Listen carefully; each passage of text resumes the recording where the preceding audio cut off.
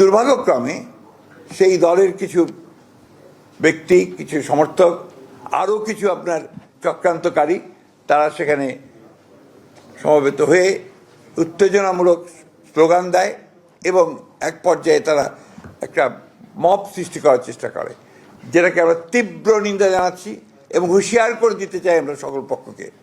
এই ধরনের আচরণ করতে গেলে বিএনপি বসে থাকবে না, বিএনপি তার জবাব সাথে সাথে দেবে। আরেকটি বিষয় আছে যেটা আমাদের আলোচনা হয়েছে স্ট্যান্ডিং কমিটিতে। আপনারা আজকে দুপুরে যে একটা গুলির বিদ্ধ হয়েছেন হাদি সাহেব, না ইনসাফ পার্টির ওসমান হাদি সাহেব, ইনকিলাব পার্টি, দুঃখিত, ইনকিলাব পার্টি যে মঞ্চ, ইনকিলাব পার্টি মঞ্চের সম্ভাব্য প্রার্থী তিনি গুলিবিদ্ধ হয়েছেন।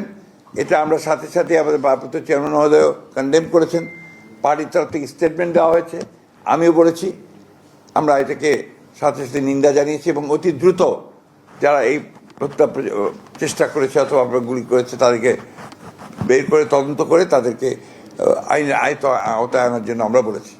আমরা একথাও বলেছি যে ঘটনা থেকে প্রমাণিত হয় যে সমস্ত অপশক্তি এই দেশে নির্বাচনকে বানচাল করার জন্য, নির্বাচনটাকে যাতে না হয় তার সেই চেষ্টা করার জন্য যারা কাজ করছে তাদেরই একটা চক্রান্ত বলে আমরা এটাকে মনে করি। সেভাবে আমরা স্টেটমেন্টও দিয়েছি। এবং সব আরও দুর্ভাগ্য যে এটা না বলে আমি পারছি না যে আমাদের